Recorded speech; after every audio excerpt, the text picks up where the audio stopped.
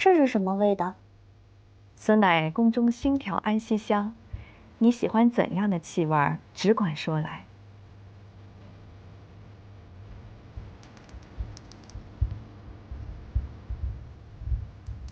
日后你在宫中学习，可在此处小憩。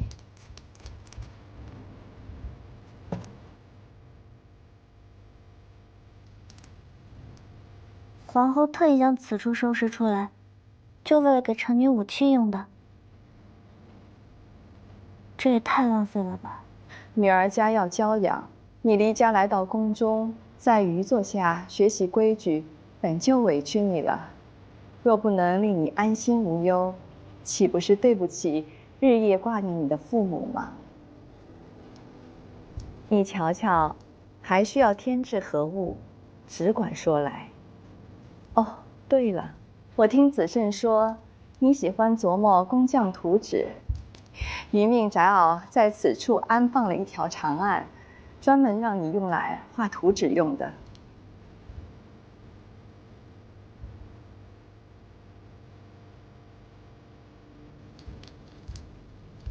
皇后，其实在家我阿母也不曾这么对我，所以皇后不必劳烦这些的。你阿母是上过战场的女将军，杀伐果断，教导孩子难免严厉些。我方才在圣上面前告了你外甥女的状，皇后不怪我吗？不怪。是因为我是林将军的未来心腹，所以你爱屋及乌？也不全然是。能让子慎心仪的女娘，与自然心怀好奇与喜爱，又听闻你幼时生存不易，如今还能如此乖巧懂事，于从心底越发想对你好些，再好些。我何时乖巧懂事过？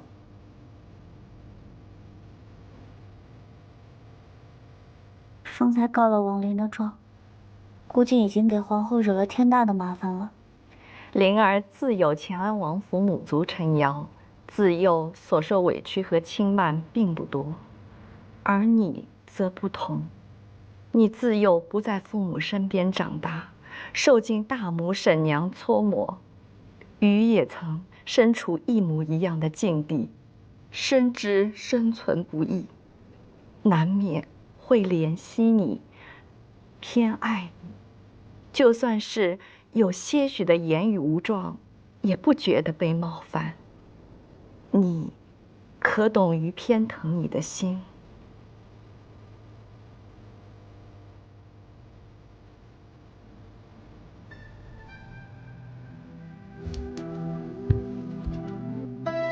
谢谢皇后，受伤懂了。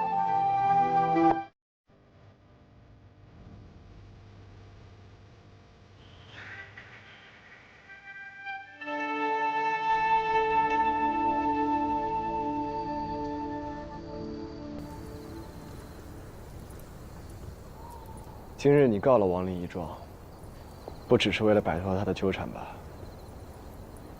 你分明就是在试皇后与圣上究竟待你如何，投石问路罢了。我日后是要在皇后手下讨生活的，若是不知己知彼，如何才能百战不殆？那你可看清楚了皇后的脾性？皇后当真是个极好极好的人，哪怕她告知我，是因同情我幼时遭遇才会偏心于我，可我一点也不觉得难看。你可知那种被人偏爱的滋味？可皇后尚不知我人品，就对我如此照讽。皇后心可真软。有时心肠过软，并非是好事。为何这么说？日后，你若是想知道皇后与圣上的脾性，大可直接问我，不要拿自己冒险了。可我也要让他们趁机知道我是个怎样的人。我生平最不喜欢风来随风倒、雨落顺水流之人。哪怕是死在奋力搏杀之中，我也不想坐以待毙、束手无策。那你可有听说关于我的故事？我就是在长秋宫里长大的。所以呢？你真的想知晓我是个怎样的人吗？你是个怎样的人？随我来。哎，你的腿！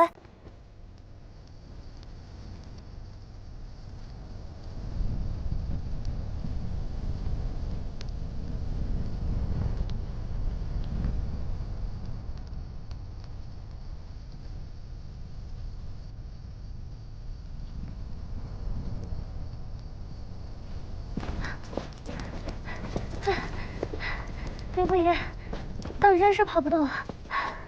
哎。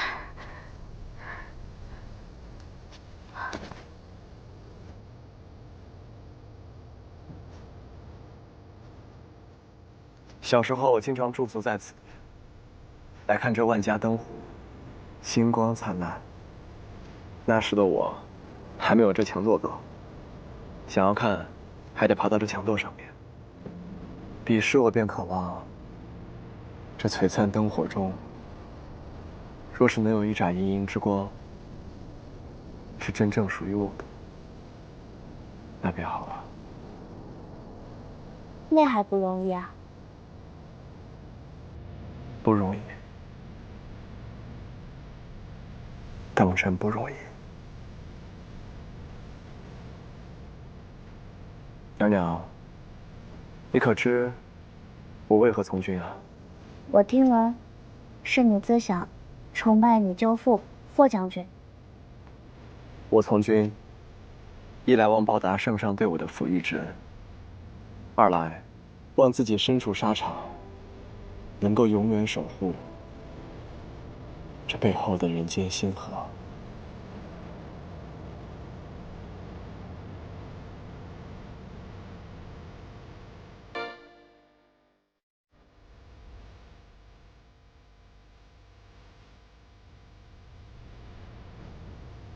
怎么了？凑近点，能看得清些。看什么呢？看你眼里的星光啊。那就再近一点，看得更清楚。什么看得更清楚？看我眼中那颗最亮的星。啊？那便是你。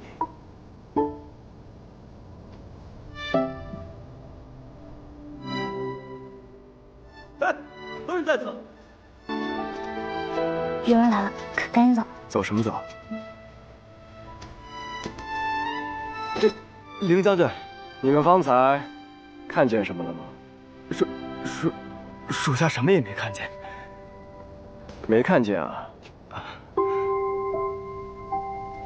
那便再看一次。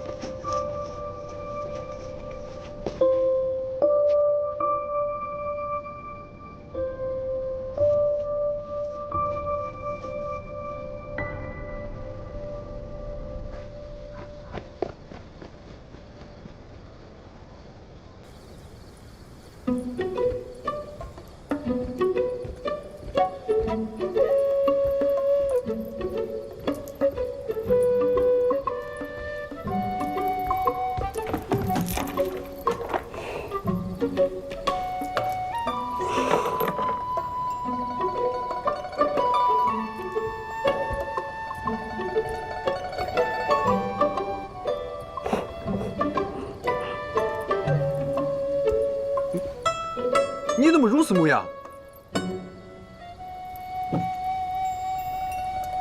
莫非圣上因你害得凌不疑坠马，要抄我们城市啊？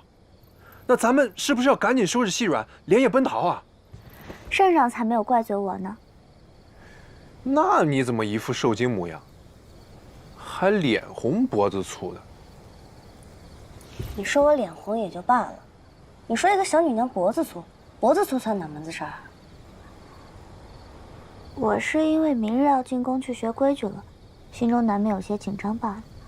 你明日开始要进宫学规矩了，太好了。我是说，太不幸了。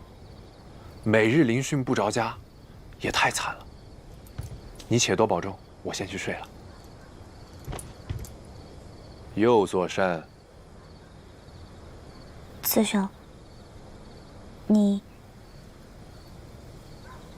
可曾被人亲过？你问这个做什么？你可是真……不能说，听到没？我当然不会说了。可是你也知道，哎，咦，可是要瞒住阿父阿母也并非易事。这阿母目光如炬，要是让他知道，不想死就不能说。对，说了，必死无疑。你不漏，我不漏。好妹妹，够义气。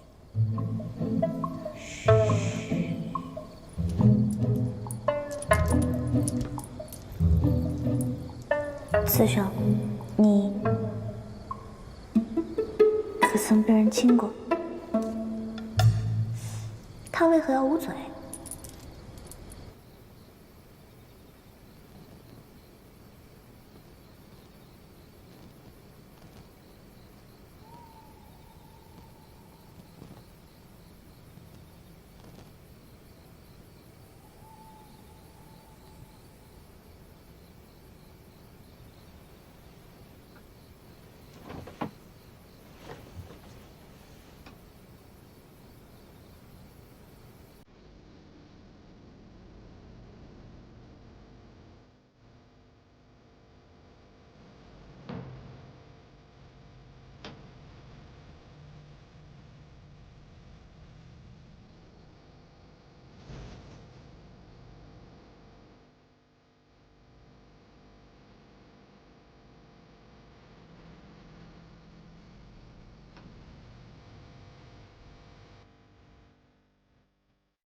谁能看得更清楚？看我眼中那颗最亮的星，那便是你。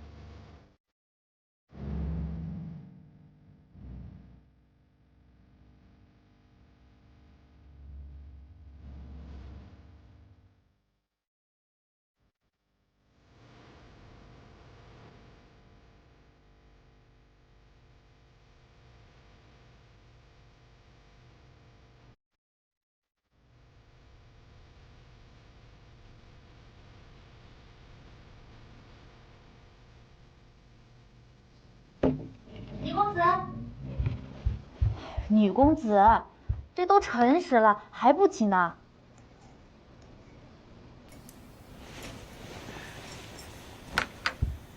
女公子赶紧起了。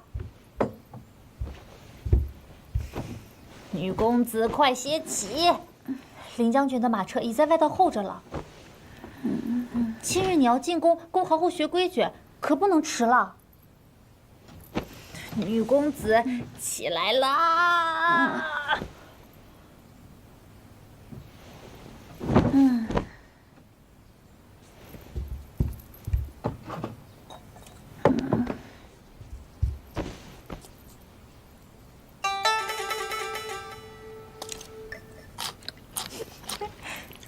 女公子但凡学功课，夜间必定睡不好，幸亏奴婢早有准备。莲芳，你现在倒是越来越细致了。你真是怕我早起没有用饭，怕我饿着肚子去学习，为啥这些，对不对？不，这些是用来给女公子补脑的，不然天黑了也回不来呀。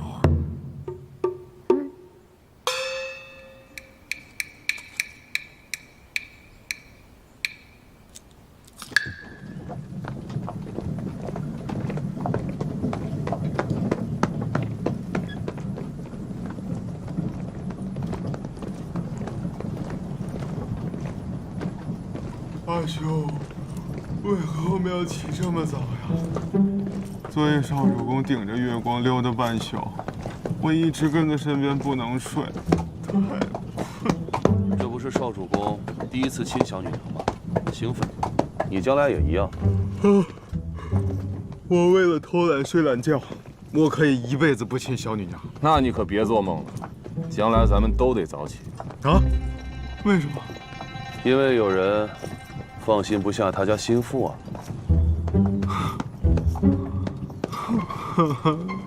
救命！这种日子什么时候是个头啊？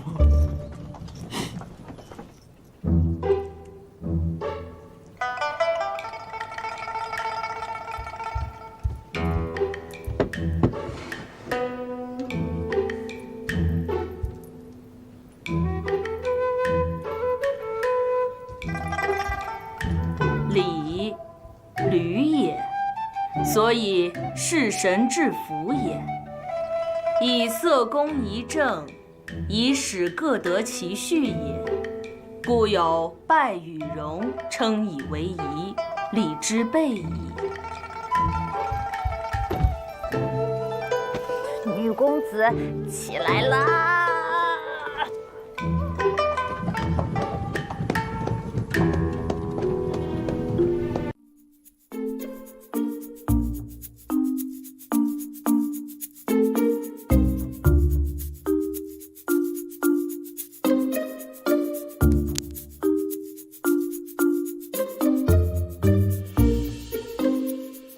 请随我空手速拜。空手速拜，速拜，速拜，速。速。女公子，快些起！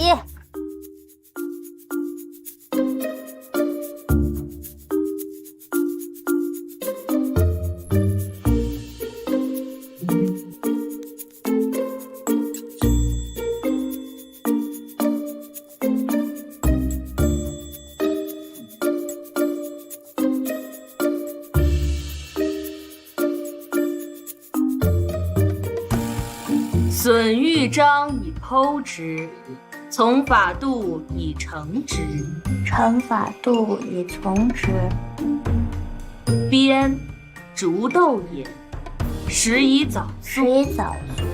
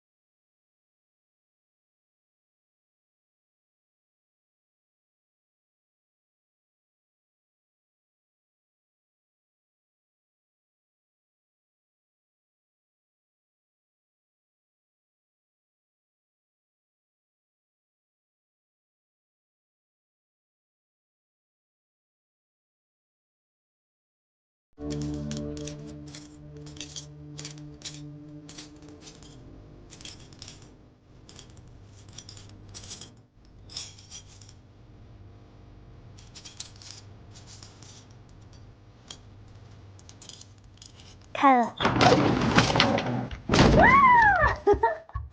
浩浩，这是我设计的机关。我善诗文典籍，你善机关之术。看，这是我做的。每个人都有自身擅长之事。这是我做的一个小女。别人不会的，你会；别人会的，我慢慢教你，你不是也会？宜卧冠之气。宜卧冠之气。你不必自卑，大可昂起头自处。你比他们差在何处？我不只会机关之术，甚至还会别的。皇后可想知道？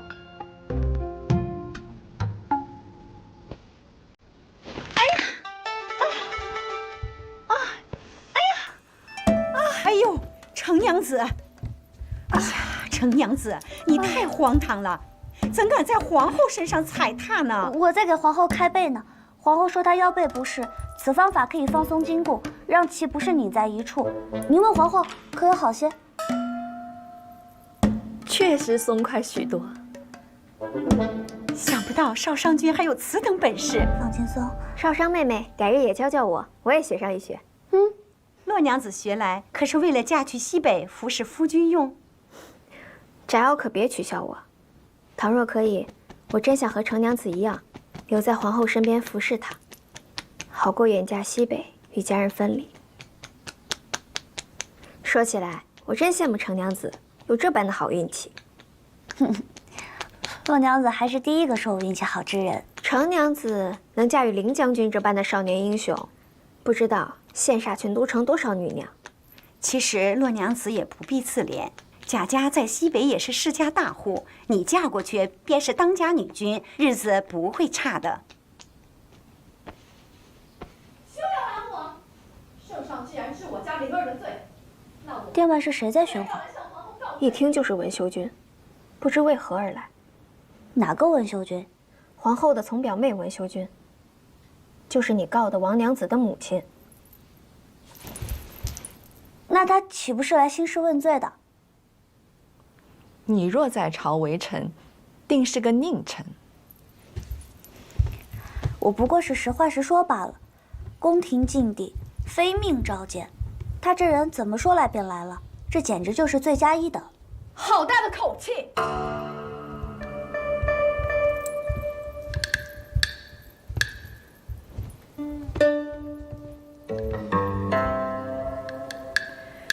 你就是那程家娘子吧？哼，生的容貌倒是好，就是靠这姿色诱惑子胜的吧？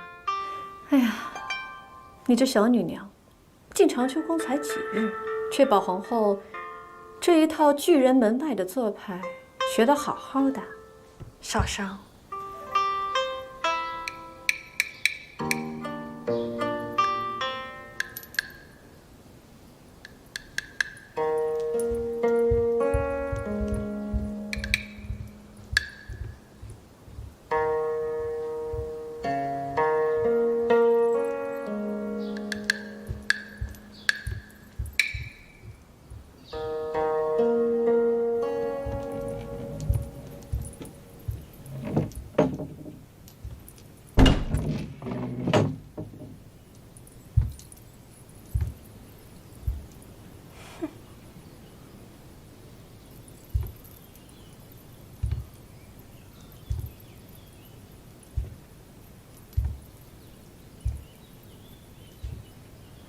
此处的摆设可真是冷清简陋，看来姨母待你也不过如此。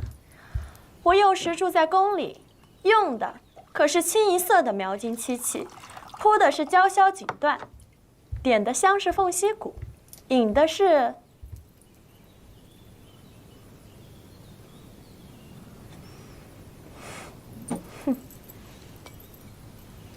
这杯子是子胜特意派人送来的。不烫手吧？细陶所制，当然比漆器更好，自然不会烫手。哼。啊，还有这个坐垫，也是子慎送来的。他怕我整日跪着学习，双膝受损，特意送了个更软和的过来。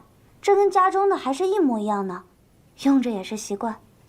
楚少商，少一口一个子胜教，你不过就是找了个好郎婿，用得着得意成这般？自然是要得意的。我若不得意，你允家阿母怎会如此气得牙痒痒？你不要脸！王娘子，说了你可能会不信，但其实我是喜欢你的。哼，你暂时好也晚了，因为你蠢。我喜欢，是因为你够蠢，你一开口就能让人抓着把柄。自我头一次在自家见你，我就觉得你应该学会一件事情，就是闭嘴。身上向来厉行节俭，皇后的寝宫我又不是不曾见过，何来你口中的描金漆器、娇敲锦缎？你睁眼睛说什么大瞎话？你真不怕身上治你一个生活糜费之罪？那些原本就是旧王宫里的陈设，不曾用到国陶。说半天不是你的呀，我懒得跟你废话，赶紧出去。谁说不是我的？你可知我乾安王族生活用度，本应比这皇宫要更加富足。我外大父乃文氏先祖，前朝重臣，自祖辈起就富甲天下，屯兵过万。皇上本与岳飞青梅竹马，是为了与我外大父联合，才娶了寄养在他家中的皇后。只可惜，自从孤城一战，我外大父过世，我家族才一落千丈，才成了如今这般过气的王族。你倒是护着这个陈家娘子，我一来你就让她避开，怎么？是怕我为了灵儿的事收拾她？也不知道你看中这个陈家娘子哪里？不学无术，粗鄙不堪。哎呀，有些女人也真是悲哀呀。夫君无爱，儿子无能，儿媳无良，生个女娘还处处无德，只能把自己这一腔的慈爱用在个外人身上。妹妹是心中有怨气，所以特意跑来羞辱于吗？我可没有怨气，也并非为了王家人来寻你的麻烦。我今日是为了我阿弟小乾安王而来。我幼弟前日留书给我，说是寿春生活清苦，想在蜀地筑些钱花。我们乾安王一脉为了身上当年的基业，死的就只剩下这么一根独苗了。这些个小事，我想皇后也不会不答应的啊。朝堂之事，余向来是不过问的。妹妹找错人了。什么不过问？你可记得当年我们乾王一族对你的恩典吗？你阿父死了，是我家收养的你。妹妹慎言。什么慎言？你才慎言呢！我以前不跟你计较，你还真以为身为一国之母就这么厉害吗？薛慎安，你以为自己如今成了皇后，便可以对我不屑一顾吗？昭，发生何事？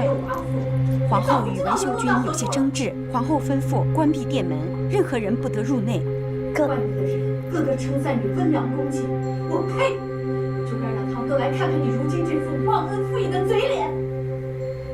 当年你们母女姐弟依附在我家生活，我待你不薄啊，好吃的好穿的我都分你一半。我哈父母还把你当作亲生女儿一样看待，连选郎婿都给你挑最好的，位至帝王，这你都忘了吗？舅父待我们的深恩厚德，余永世不敢忘。可是我阿父他死了，他死了，家将不娶，死的死，散的散。他生前势力如山崩塌，我也只剩下一个幼弟，还被圣上立做个活招牌。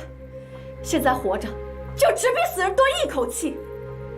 为的就是不让世人说圣上是个寡言恩情之人。娘子，还有你，你也是个忘恩负义之人。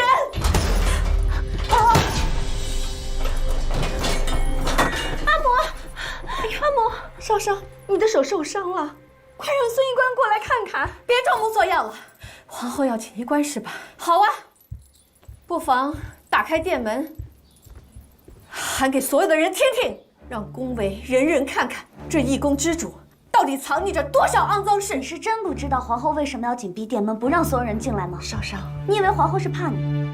她是护着你，任你刚才说的那些风言风语有半句流露出去，你与你的子女能得善终吗？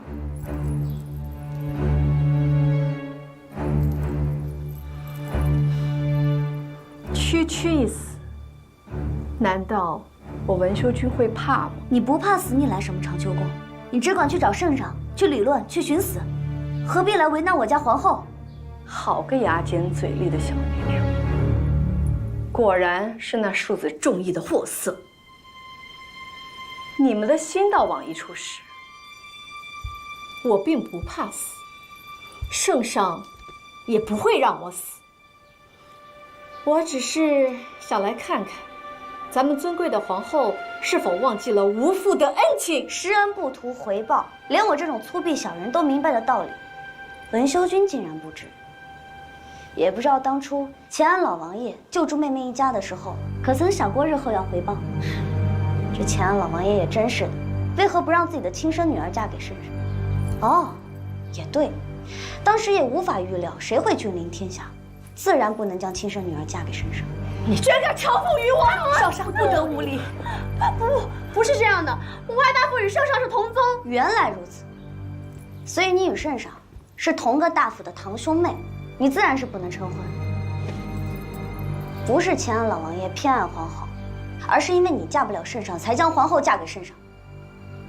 此事，皇后一点都没欠你。雪晨，你就这么看着他，如此的嘲讽我？不要再次为难我家皇后。话是我说的，若你觉得我说了实话冒犯到了你，那实为大错。我这个人粗鄙不堪，整个都城都是知道的。文修君大人有大量，不要与我这种小人一般见识。陈少商，你以为你是何人？就连你的夫君，他也不过是个被休弃的疯癫之妇所生。哼，虽然自幼在宫中教养，他还当他自己是真皇子啊。子胜的功绩荣耀，那是在战场上凭真刀真枪自己得来的，并非是圣上的偏爱。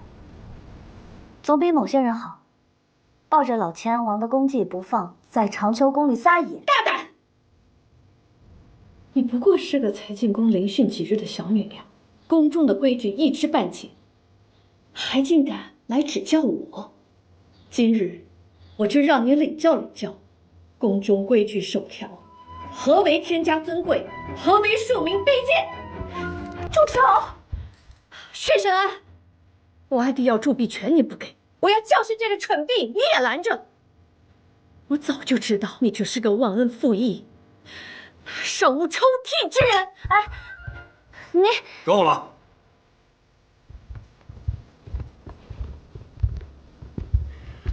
陛下，请恕妾未曾远迎之罪。不必多礼。你有没有事？适才听闻，文秋君口口声声地提醒皇后，莫要忘了乾安老王爷的恩情，可有此事啊？怎么，宣家姑父早亡，我阿父抚恤寡居的姑母，养育其儿女，莫非这些恩德，我连说都不能吗？姻亲之间，恩情要如何才能算亲？早在最初，文修君祖父曾历大难，在那时候，全赖宣氏全族鼎力相助，才得以迈过生死难关。此后，乾安老王爷在战乱中护助宣氏，此恩也是报恩。这一来二往，难道文修君要一提再提吗？陛下，我阿父当年为救孤城捐躯，妾有兄弟姐妹几十人，四处离散，只剩下最后一个幼弟。今日我是来求皇后照拂一二，难道这也有错吗？如果你有事要走，为何不曾让车骑大将军在朝堂之上提奏啊？哼，你选在长秋宫为难皇后，你就是知道皇后会一再的容忍宽宥你。今日你对皇后不敬，言行逾矩，不失礼数，该当何罪啊？陛下，妾身体不适，今日就到此为止吧。不行，止不了，让他说。朕看文修君呀，今天是意犹未尽啊。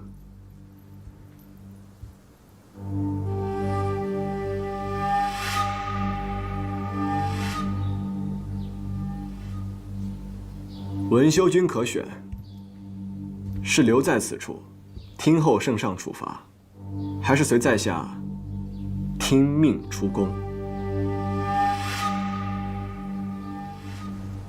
帝后当真没白养你，没见过如你这般有眼色的走狗。还有你那心腹也好得很，处处维护皇后，连自己的性命都不顾。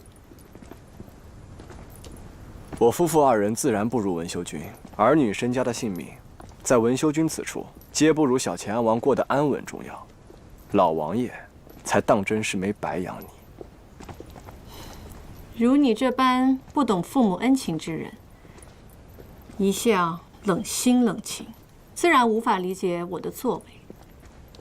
当年若非圣上下令我父驰援孤城，他怎会大节未至便身死？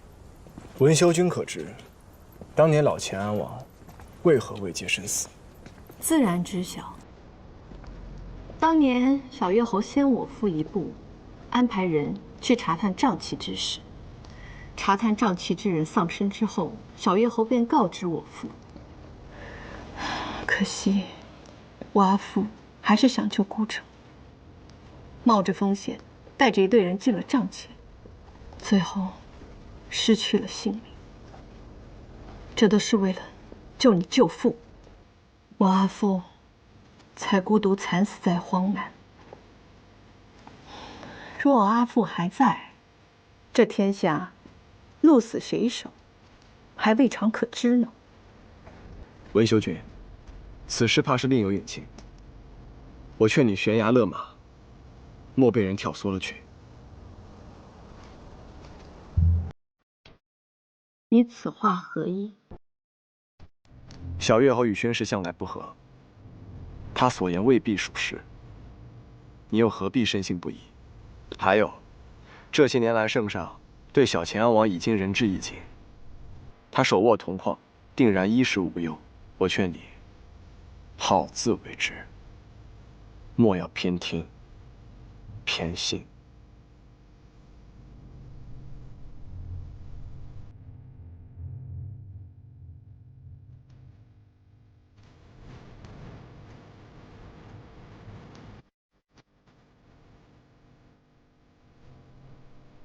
小月侯当年因不满圣上娶皇后，一直是老乾安王为眼中刺，怎会那帮好心替他袒露？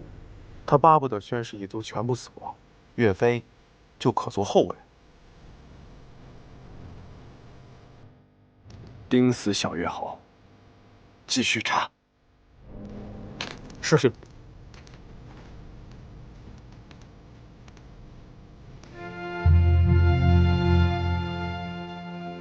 我倒是何人被长秋宫撵出来了？原是文修君啊！皇后最是宽厚仁慈，今日怎会不容你这个昔日表姊妹，令得文修君如此羞恼离开呢？我们文宣两家之事，就不劳公主费心了。听闻文修君是为寿春矿铸币事来求皇后的，怎么？乾安小王已无米下锅吗？也不知自己几斤几两，还妄想要铸币之权，穷疯了吗？我刚才说过了，不劳三公主费心。三公主，你还是管好自己吧。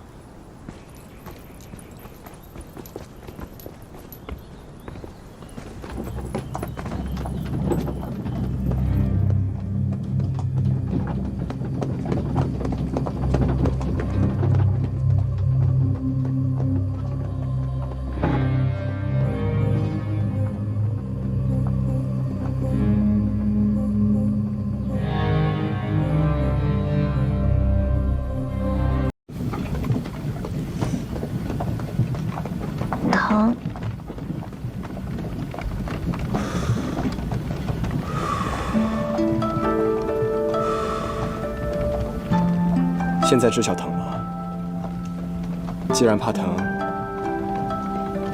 还敢挡在皇后前面。我若不挡在前面，皇后岂不是受伤了？那文秀君也真够嚣张跋扈的，亏皇后还肯忍他。你放心吧，即便你不挡在皇后前面，那烛台也砸不到皇后。文修君是蠢，但那毕竟是在长秋宫，他自会收敛锋芒。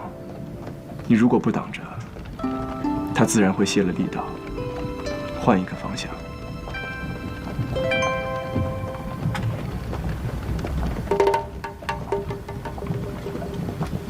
你是在笑我蠢？随便吧，你要笑便笑吧。我入宫不久，怎知你们这些权贵之人心中的弯弯绕？少商，以后你别再轻易插手不该你插手之事。此话何意？文修君是乾安王之女，皇后地位显贵，你为什么觉得他们二人争执需要你来保护呢？那你为何又觉得皇后不需要我来保护呢？没错，皇后在你们眼中尊贵无上，可今日她被文修君羞辱之事，你与圣上在何处？你为何会觉得自身强大之人就不需要保护呢？那你呢？少少，自身强大如你，为何就不需要我的保护了？去灵侯府到。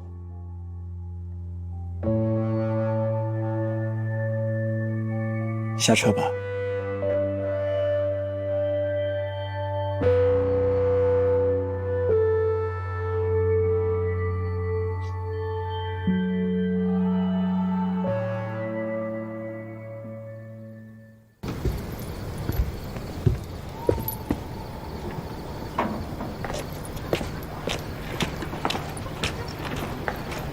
陈少商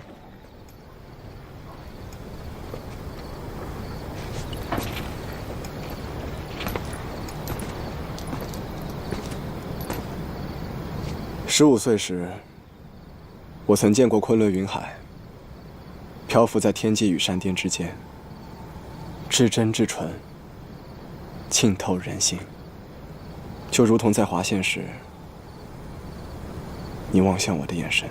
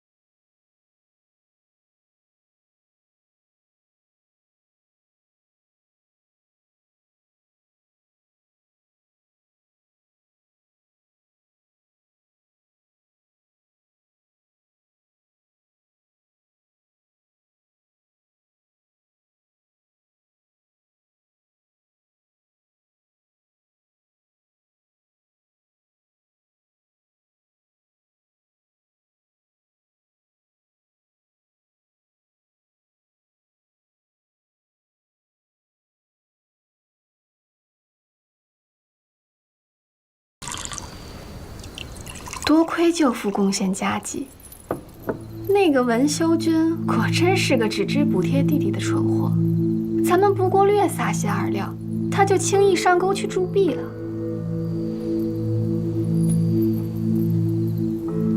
我已经买通了他的经手人，到时候这些伪币会以低价到你我手中，届时你便可以在封地使用它。这样一来，你手头也就能宽裕点了。可私自铸币造钱，同谋反之罪，舅父不怕？哎，如果这件事情追究起来，有矿山的是寿春，铸币的是小乾安王，这不服不忿的是文修君，咱们最多也就是误用伪币而已。还是舅父想的周到。来。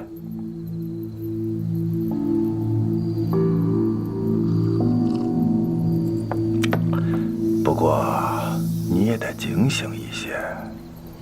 你母妃和你三兄的为人，你也是知道的。特别是你母妃，最不喜欢旁人弄些弯弯绕绕给她添啰嗦。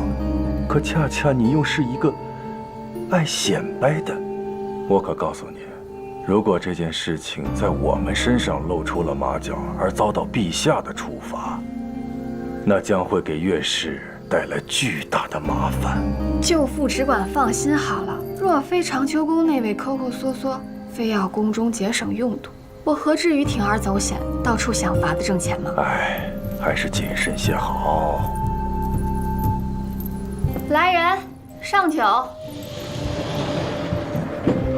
二位贵客，此乃小店新酿的美酒，名曰花开富贵，二位可要尝尝？田掌柜，快进来，快进来。花开富贵，好名字，来，我尝尝。以后咱们岳氏可不就是要富贵了？富贵又如何？那凌不疑还不是有眼无珠，看不上我，偏偏千挑万选，选出个无理的女娘。二子总劝我息事宁人，可每每见她，我心底火便压不住，别被我撞到她落单，否则我定要让她明白，在天家生存有多难。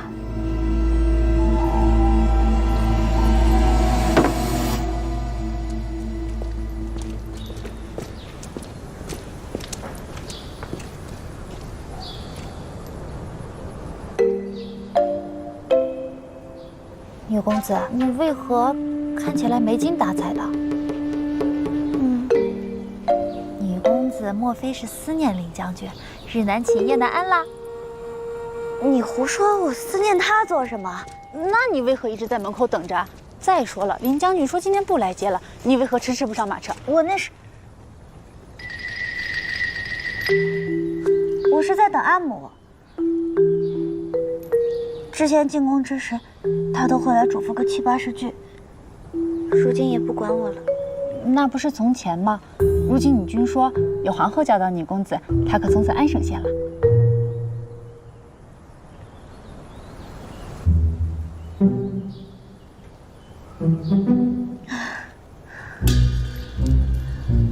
没人管的感觉，真好，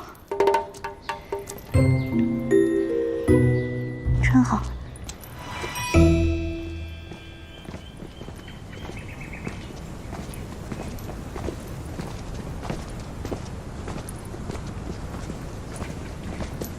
三公主，那不是程娘子吗？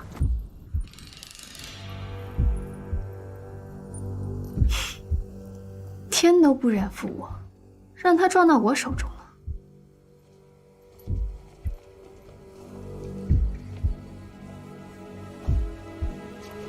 站住！大胆！深宫之中，见三公主先不予行礼。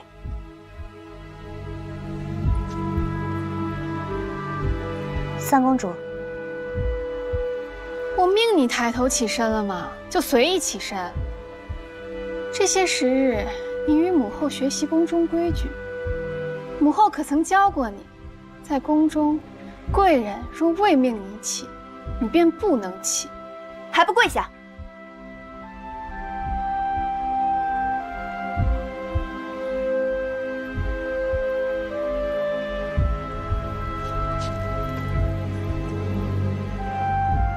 在宫中对公主皇子不恭不敬，罔顾礼节规矩，该当何罪啊？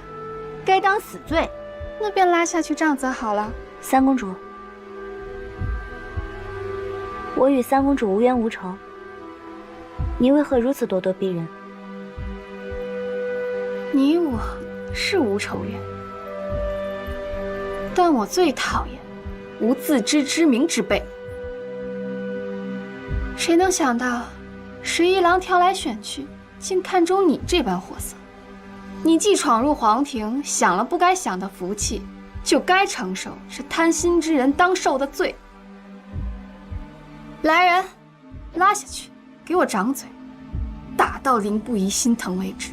等等，三公主既知道我未来郎婿是林不疑，我阿父是曲灵侯，我是奉皇后之命来长秋宫聆讯，你百般刁难不说，如今还要随意对我动心，当真是不把圣上皇后放在眼中吗？你牙尖嘴利的很啊！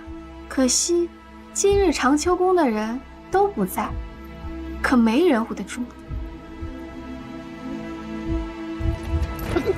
身子不利，手放平，这才是与三公主回话的仪态。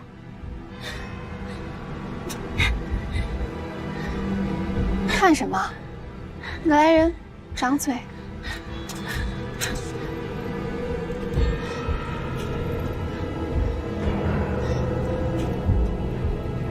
看什么？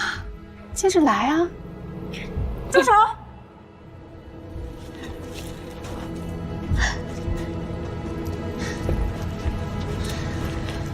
楚妃可是要拦着我教训这不守规矩的臣女吗？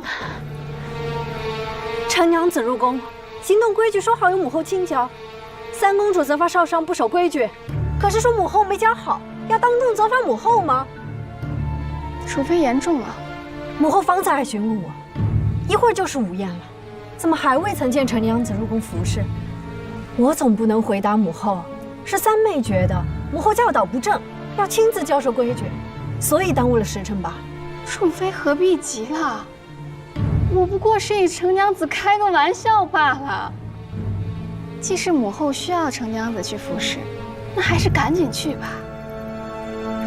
我们在午宴时，大可再慢慢聊。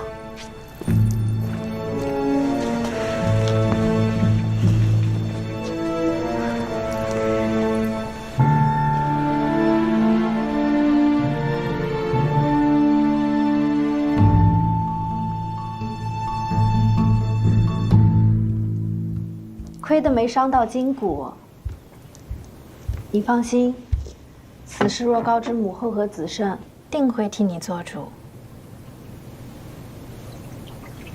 皇后要操持宫内外的事情太多了，我不想麻烦她，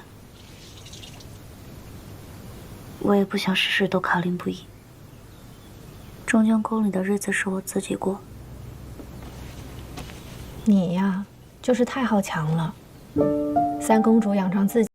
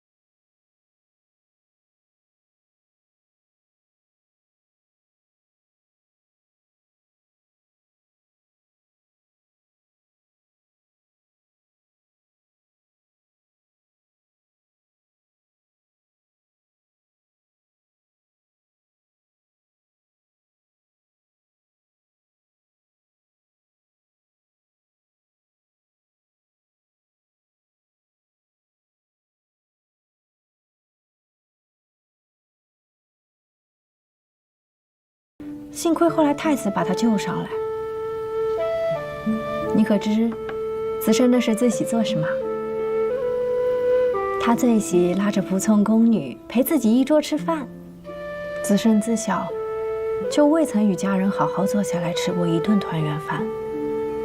我记得小的时候，每年上元灯会他都会去，就那么孑然一人，站在灯火阑珊处，俯视世间月团圆。人团圆。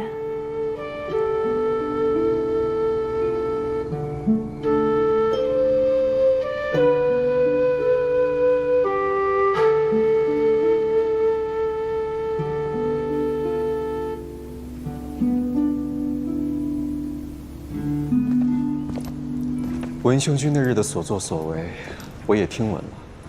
王纯将军特托我来向你与心腹致歉。子胜啊，你与王纯将军都是我的左膀右臂，千万莫因妇人生了嫌隙。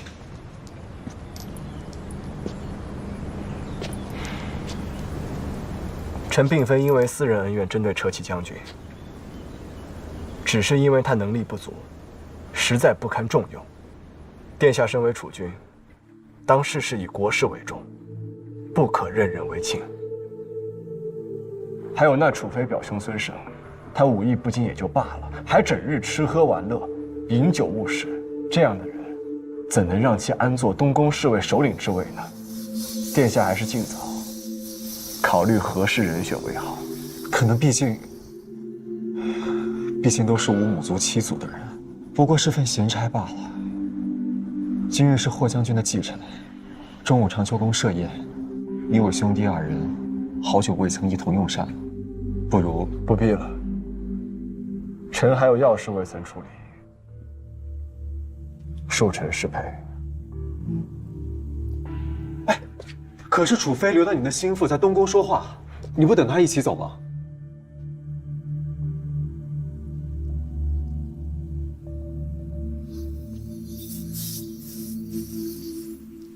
今日霍将军继承，我与你一同回长秋宫。开席前，咱们还能再说说话。去备马车。是。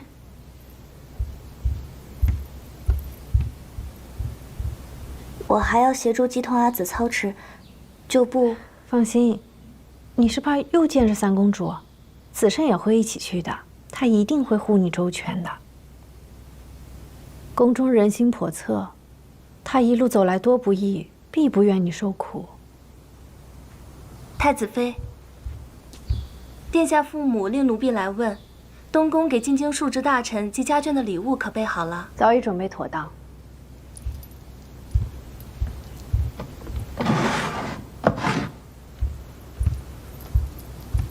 命殿下父母按往常惯例送去便是了。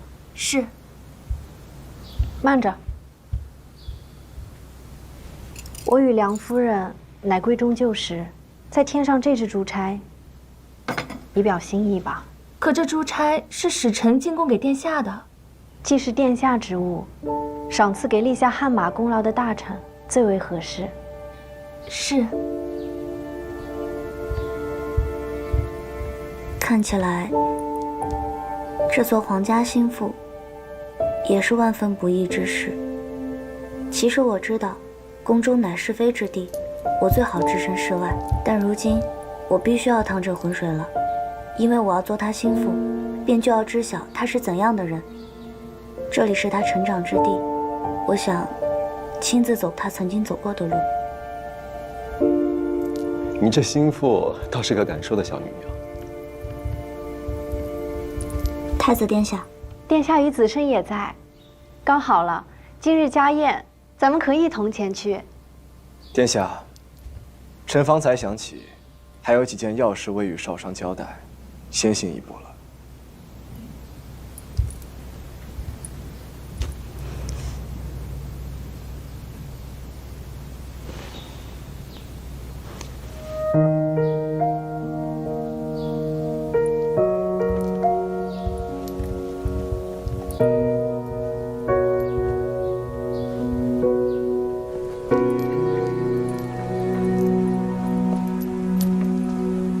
怎么又受伤了？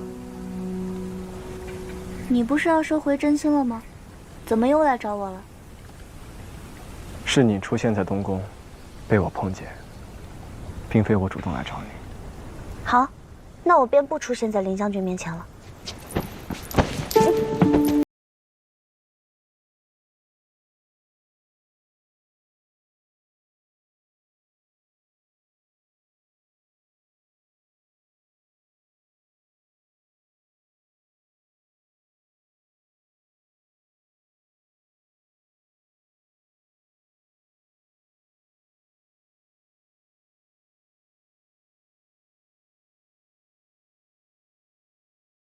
去东宫，离楚妃也远一些。为何？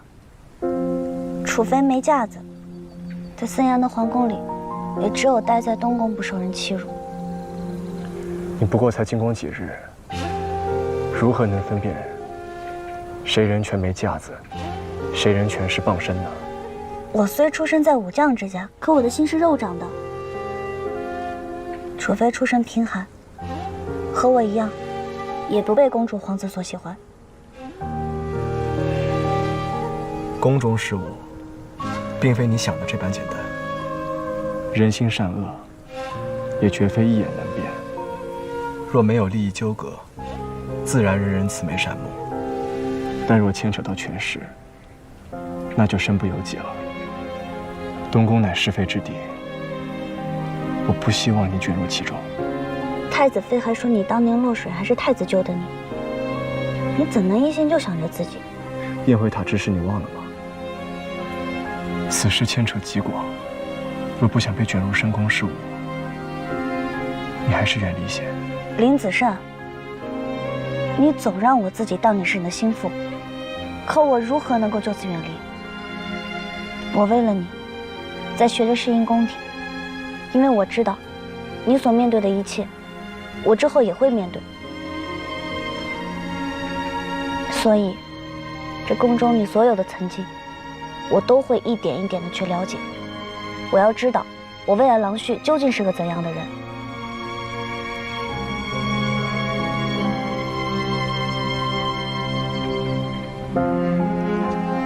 你的意思是，你的所作所为，都是为了我？不是，我是为了我自己吧。好，你就做你自己想做的。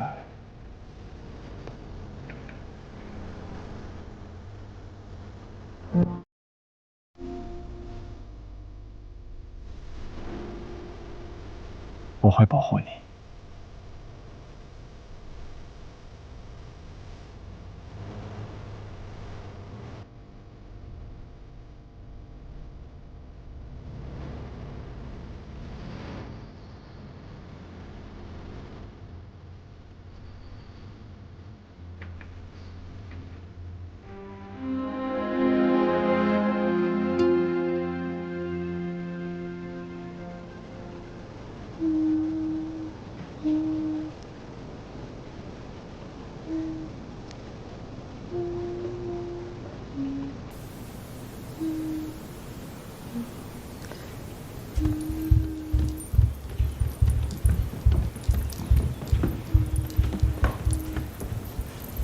还曾见过母妃。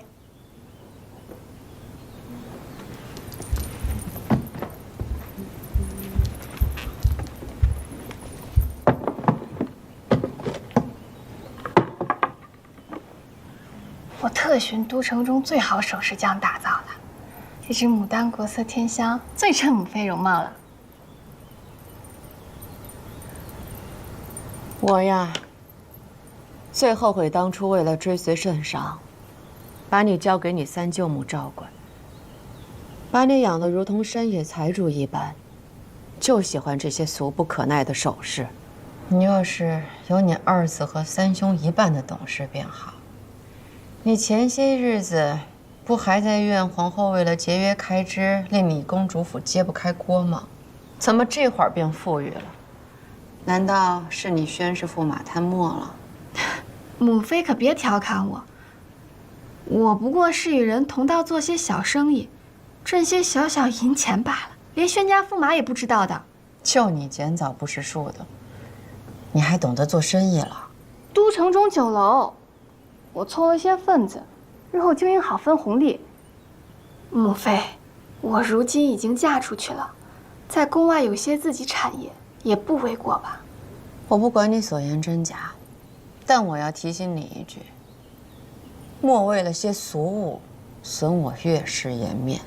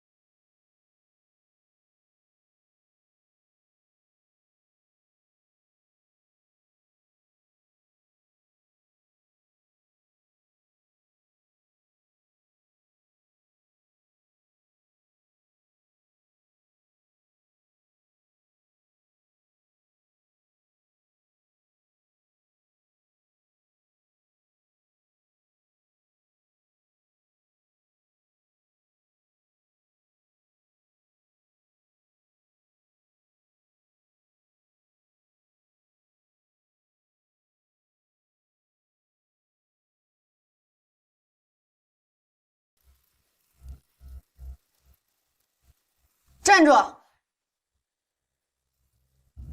你就穿这身衣裳过去？怪就怪我生你二子时给他多生了个脑子，轮到生你时，这脑子便不够使了。你穿这身衣裳去祭奠，莫不是要连累我们岳氏全族跟你一块儿死？来人呐！拿身素色的衣衫给三公主换上。是。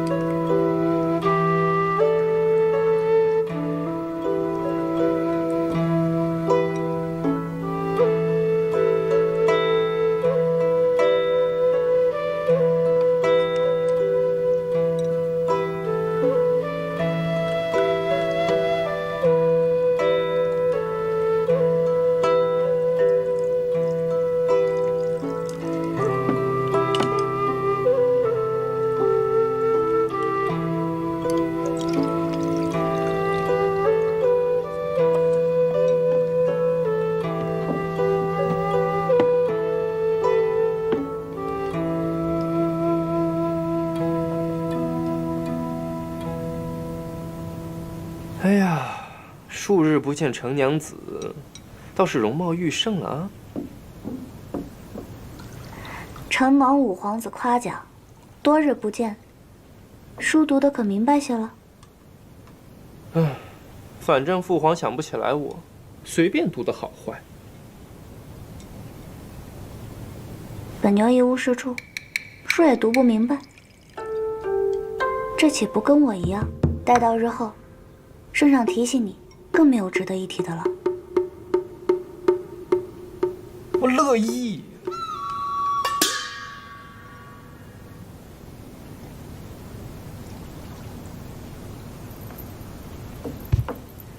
子尚，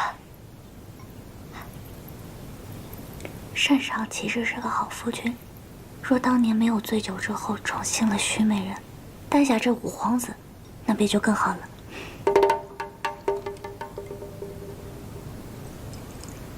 即便是圣上也会犯错，重在补偿。自那时以后，圣上身边只有仪后仪妃，以及曹长氏而已了。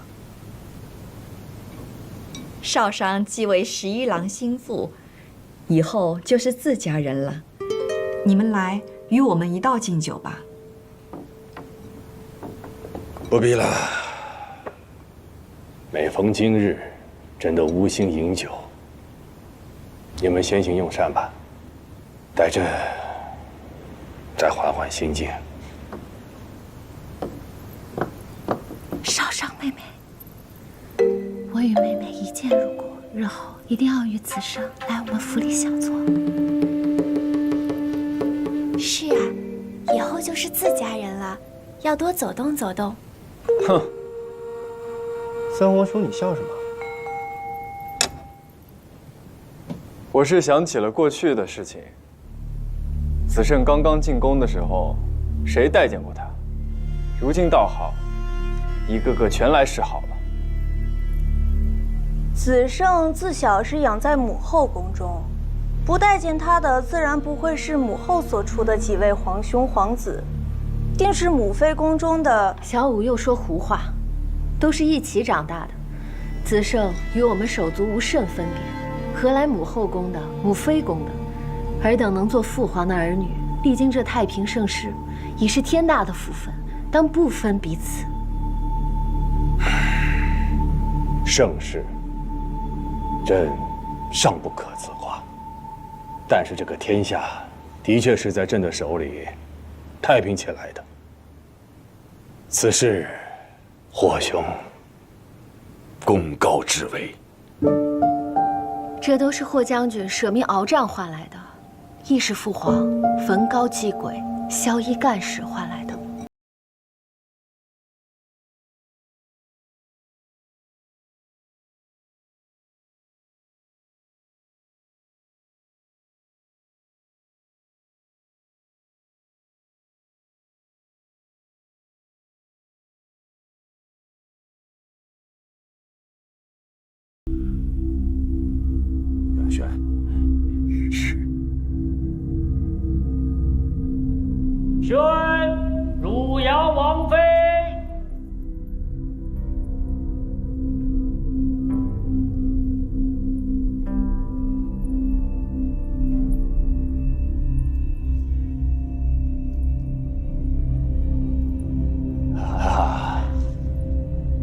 叔母，大人呐，客气。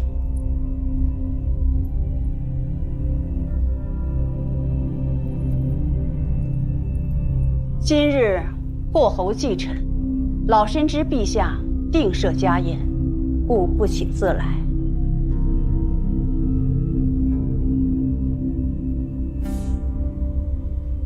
这是子胜心腹吧？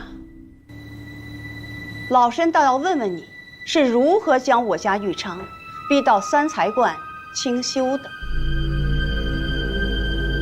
我与少商的亲事，是陛下亲自下旨，双亲同意。老王妃现在说这些，又是何意？双亲同意？哼！程氏，你为何不去拜见城阳侯夫人？家父家母已经结婚了，少商不必去拜见淳于氏。淳于氏是他未来的君姑。未来君姑？你是当我母亲已经过世了吗？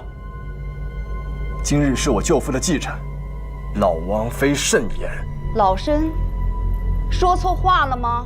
长辈终究是长辈，程氏为何不去拜见？少商还未拜见过我阿母，为何要去拜见淳于氏？他配吗？你舍弃我家玉昌，处处袒护程氏。岳飞至。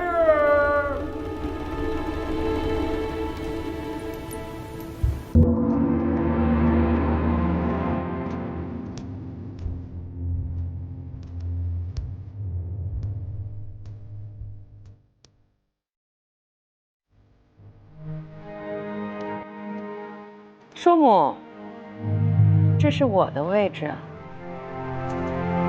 还请叔母让一让。你不是不来吗？平时也不参加家宴的。我想念叔母了，听说叔母来了，我就想着叔母身边应该有一个能说提起话的人，这不就急急地赶过来了。来人呐！给汝阳王妃赐座。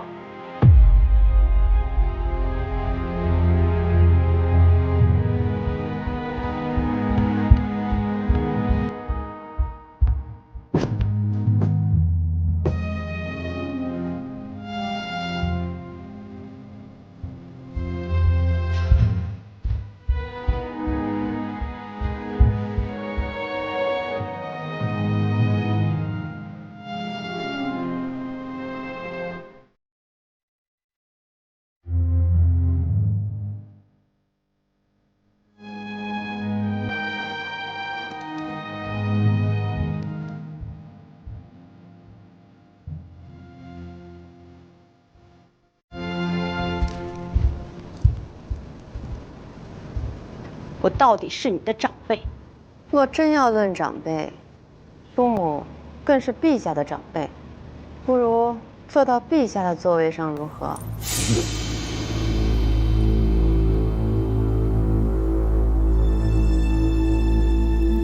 我迟到片刻，你没又惹事儿吧？你若再惹事儿，我定让陛下收回你所有的食邑和奴婢。我看你无钱无权，日后如何趾高气扬？母妃，三妹也知错了。少啰嗦！你若再护着她，回头我就向女娲娘娘祝祷，让你也生一个如你三妹这般蠢笨的女娘。母妃教训的甚是，之前三妹犯错，父皇已罚过几次了，母妃就别责怪她了。我奉劝楚妃，还是先管好你自己的一亩三分田，等日后真当了皇后，母仪天下时，再来教我如何行事也不迟。不过你放心，我定会走得早些，不让你费这个累。哭什么哭？母妃此言折煞儿臣了。哭什么哭？请上。岳恒，你的嘴也太厉害了吧！你看你把孩儿们吓成怎样？皇家子女该有的气派还是要有的，不把孩儿们管束得如此木讷。皇家子女，那更是陛下的儿女。为父母，生他们，养他们，不求他们体贴孝顺，只求他们不要行径浪荡，坏了父母的颜面。叔母，为父母的这点要求，算是高了吗？哦，也是。你家孙女，就从不顾及父母的颜面，成日又哭又闹的恨嫁，如今都把自己折腾到三才观去了。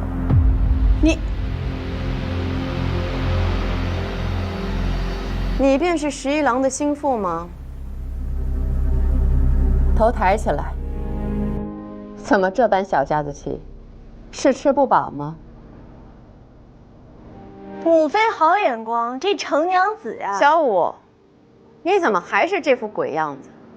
你的眼底乌漆墨黑的，是昨夜又和你那些幕僚彻夜长谈了吗？就你这副样子，怎么嫁进我们岳氏？怕是婚姻时的团扇都遮不住你吧？日后夜里还是多独处些，养养生，懂吗？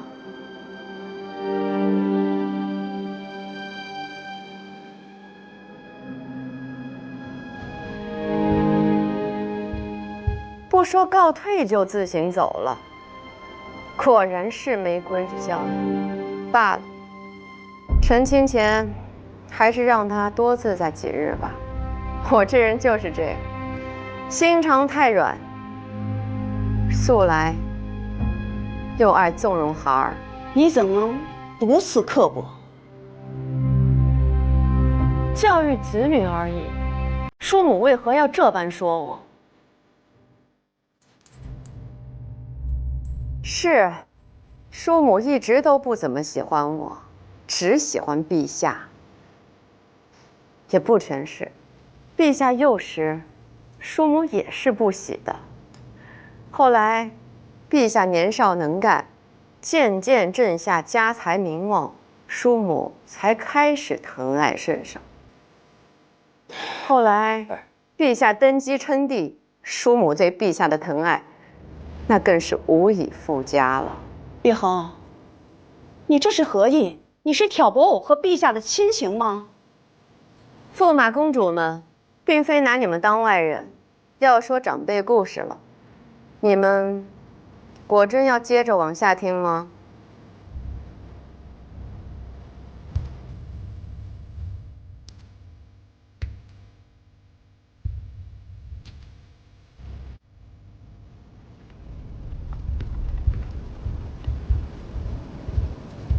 有什么话你就说。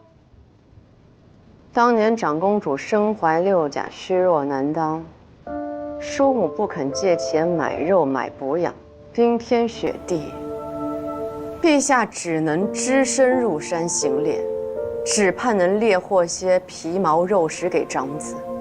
待陛下被霍冲兄长追回时，已冻得浑身青紫。后来是霍冲兄长出钱出人，养好了长公主的身孕和陛下的伤寒。只可惜，好人不长命。我哪儿舍不得借钱了？当年你叔父几个数月未归，我不得留下点积蓄吗？再说了，老身也不知道陛下要进山呀。子慎，你舅父死得早，你们霍氏全族就剩下你这一点血脉了。我和陛下都盼着你能早日成亲生子，好为你舅父全族供奉点香火，免得让他们在九泉之下无人祭拜，成了孤魂野鬼。至于有人要挑剔你心腹，那都是放屁。